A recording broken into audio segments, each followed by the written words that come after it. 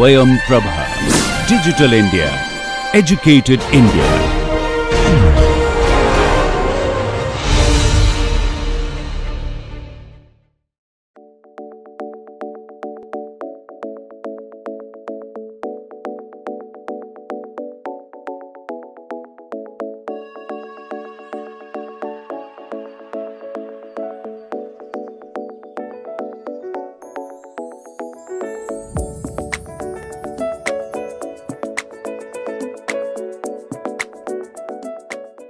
This is the lecture 3 of module 7. In the lecture 3, we are going to start with wave attenuation, and we will see what are the various processes through which attenuation may occur. Preferentially, those are geometrical spreading, multipathing, scattering, and then we will have the summary of today's lecture. As far as the recap of previous lectures of this module are concerned, we learned that as the shear waves travel across the mantle and crust, they can be split when traveling through anisotropic media that serve the basis for the shear wave splitting to study the lithospheric anisotropy. And in general, we do not expect the SKS wave to occur on the transverse component. But if the anisotropy is present, then SKS will be preferentially distributed onto its fast and the slow axis polarization of the olivine crystal in the mantle, and will be recorded both on the radial and the transverse component of a seismogram. So the RT component that we will be having after projecting the fast and the slow axis polarization on the radial component of a seismometer, then it will be having the expression something like this, where St is the energy before the wave encounters the anisotropy, and that will be St cos square phi, and then as t minus delta t sin square phi, where delta t is the delay time, that means the slow wave that is traveling having delay of delta t in comparison to the fast wave, and tt will be equal to st minus delta t by 2 into sin 2 phi. And if suppose the wave is traveling through an anisotropic material for a distance of d, then the total delay time between both of the waves will be equal to d by vf. Vf is the velocity of the quasi s1 fast wave, and minus t by vs, that is the velocity of the quasi s2 slow wave. Source of anisotropy in the upper crust is mainly due to the fluid filled cracks or the joints, or maybe horizontal sediment layers, intruded dikes, preferred orientation of the olivine crystal yielded by the spreading process. Seismic anisotropy within continents can be thought to reflect crystal alignment created during a tectonic episode and then they are frozen in. For plate collisions, the fast axis is usually subperpendicular to the principal stress axis or parallel to the resulting orogenic belts. Anisotropy in the Pacific Ocean is derived by the parameter zeta as a function of age and depth. If zeta is greater than 1, then love wave velocity is faster than the Rayleigh wave and may indicate the horizontal mantle flow. And if zeta is less than 1, then it can be love wave velocity, which is lesser than the Rayleigh wave and indicate the vertical mantle flow. Let's start to learn about wave attenuation. And as we know, wave attenuation can be regarded as the decay in the seismic energy or the amplitude with respect to the distance, and this can happen in the form of either reflection and transmission that we have already studied in the previous modules.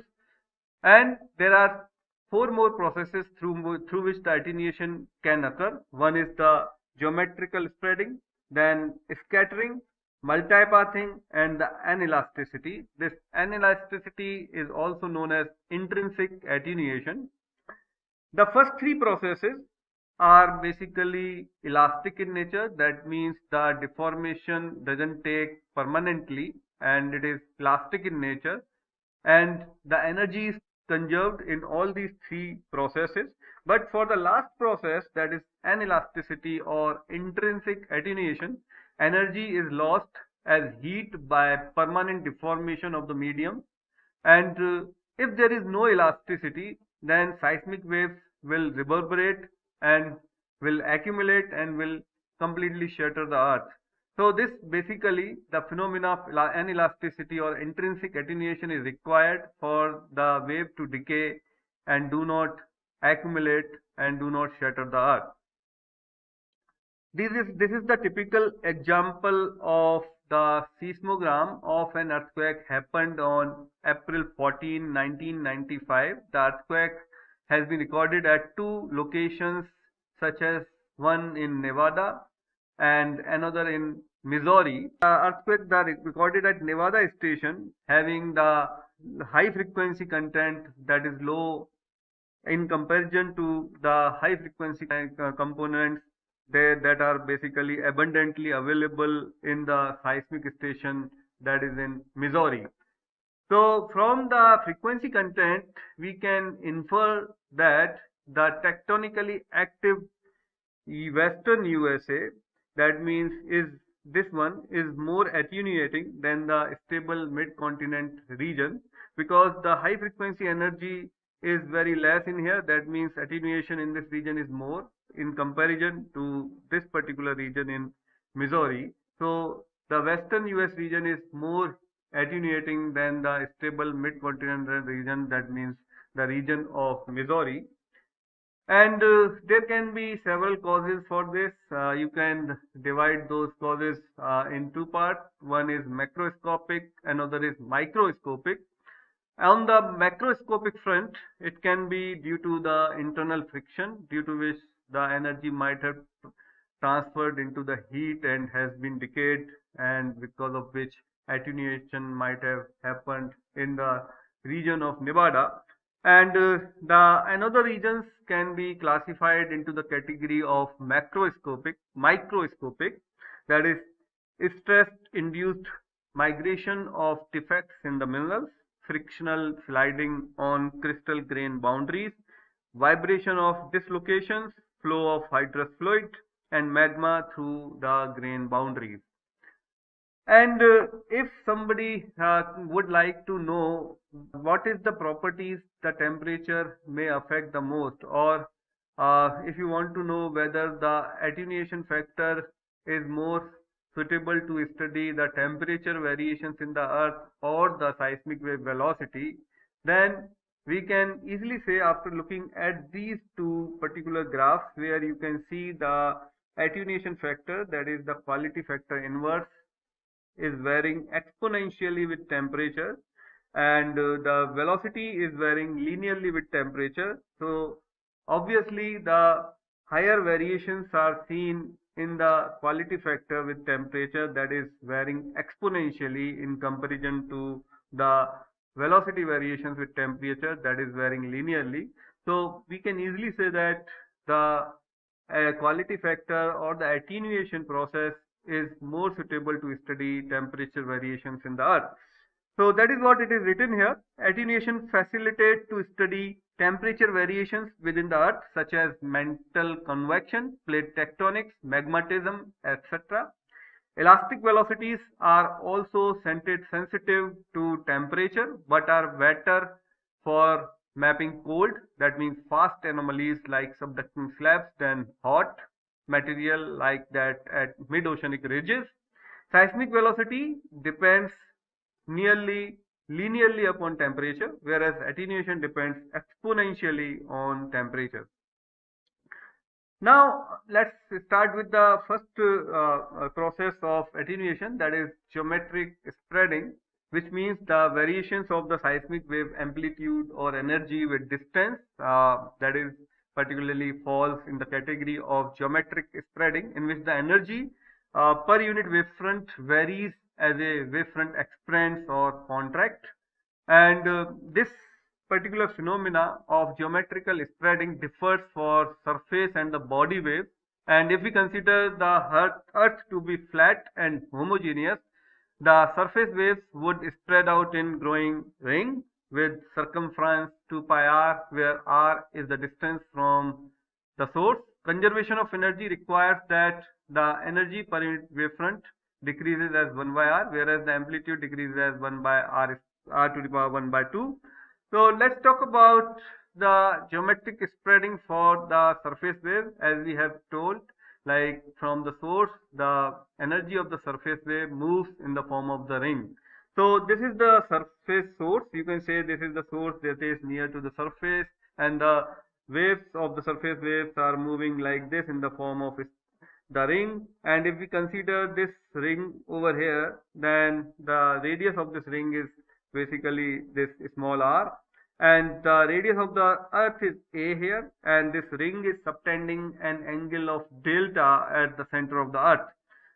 So if we want to know of the energy on the surface waves that is propagating in the wave in the form of the rings, then this 1 by r is basically 1 by a sine delta. And if you look at the perimeter of the ring, then that will be basically 2 pi r, where r is a sine delta, so 2 pi a sine delta. And since the wavefront is since the ring is keep on growing from as it go away from the source, then it will be basically having energy per unit area that is proportional to 1 by 2 pi a sine delta. That means energy is basically proportional to 1 by a. That means if we are talking about the amplitude of the seismic surface wave, then it will be proportional to 1 by under root of a. That is what it is written. Thus the amplitude decrease as a sine delta to the power minus 1 by 2, with minimum at delta is equal to 90 degree. When this term sine delta will be maximum, the energy will be minimum, and when this will be minimum, the energy will be maximum. So that will happen. The minimum energy will be recorded at delta is equal to 90 degree, and maximum at 0 and the 180 degree. So energy on the expanding spherical wavefront, whose area is 4 pi r square. So this is for the body wave. So how the geometric spreading for the body wave occurs, that we can understand by just taking an example of either P and S wave. That is same for both of the waves. So if suppose there is this center, and the body wave, since it travels the entire body of the earth, that means they are traveling in the form of spherical wavefronts. And for the spherical wavefront, if suppose the radius of the sphere of the spherical wavefront is r, then the energy will be proportional to the surface area of the sphere, that is 1 by 4 pi r square. And if we talk about the amplitude, that will be proportional to 1 by r, because the amplitude will be equal to the under root of the energy. So the energy per unit wavefront decays as 1 by r square, and the amplitude decreases as 1 by r. In reality, because body waves travels through an inhomogeneous earth, their amplitude depends on the focusing and the defocusing of the rays by the velocity structure. And now let's talk about multipathing. In this particular diagram, an example of velocity heterogeneities are given, that is basically affecting the wave amplitude. And if you see, there is a plane wave coming towards this velocity heterogeneity, and due to this particular lens that is present over here, this particular lens is either focusing or defocusing the energy. In the areas of higher ray density, the amplitude is higher, and in the areas of smaller ray density, the amplitude is also smaller. So this is what it is written here. Seismic waves are also focused and defocused by lateral variations in velocity. Seismic waves refract towards low velocity anomalies and away from high velocity anomalies. Regions of wide ray spacing have low amplitudes, and dense spacing yields large amplitude. That means the concentrated lines or the caustics cause very high amplitudes. Now let's suppose there is an earthquake over here and there is this receiver, and there can be possible ways that the earthquake energy is being received at this receiver. There can be multiple paths. But as per the Fermat principle, the ray will preferentially pass through high velocity region in order to have the minimum travel time, that is as from the Fermat principle. So if there is a high velocity region, and then instead of coming through the direct path between earthquake and the receiver, the seismic energy will prefer to travel through high velocity region because that is the region of lowest travel time. So when multipathing occurs, the seismic wave arriving at a receiver can be viewed as having taken some ray path in addition to the direct path. And as per the Fermat principle, that applies exactly onto to the waves of infinite frequency. For finite frequency, we can view the seismic waveform as a coherent sum of energy that travels all possible paths that arrive within a half period of the infinite frequency wave, which took the shortest time. So whenever the infinite frequency wave is being recorded at the receiver, whatever waves that are coming within half time period of the infinite frequency wave will be considered to be traveled through the shortest time. So these waves or these paths form a volume, and this particular volume is basically known as the Fresnel zone around the infinite frequency path. And the area through which these waves are basically traveling, or the volume through which they are traveling, these volume in the form of Fresnel zones can be seen as banana donut kernels. So it will form a shape of banana. So this is how it will look like. So you can see there is this source and there is this receiver, and the rays of infinite frequency is coming through here, and around this there might be other possible path within the half time period of the infinite frequency of the wave, and they will make something called banana donut kernels. And if we take a vertical cross section through this particular banana donut kernel, then this vertical section may look something like this, and there will be this high infinite frequency ray around which the finite frequency rays will be there, forming the Fresnel zone. And this particular thing here is basically called as banana donut kernels. So seismic waves samples a banana shaped region about the ray in a literally homogeneous earth. The curved ray path represents the effect of vertical velocity variations on the infinite frequency ray, and the surrounding banana represents the effect of the finite frequency waves. Now, if we talk about the third process, that is the process of scattering by which the attenuation may occur, and this scattering occurs preferably in a slightly smaller scale than multipathing, but there is a very thin line between the scattering and the multipathing. And basically, if you look at this figure here, the size of the heterogeneity is given, and that is basically compared with the ratio of the equivalent homogeneous body. For equivalent homogeneous body, that is 2 pi capital L by lambda. And if you look at this particular figure, when the body size or the heterogeneity size is comparable to the wavelength, then it is basically falls into the category of the scattering. That means the scattering will dominate in case the heterogeneity is order of a wavelength, and in that case the ray theory will not do well. And the region in which the scattering will be differed from multipathing is known as, the region will be defined by the diffraction, and this diffraction is due to the heterogeneities.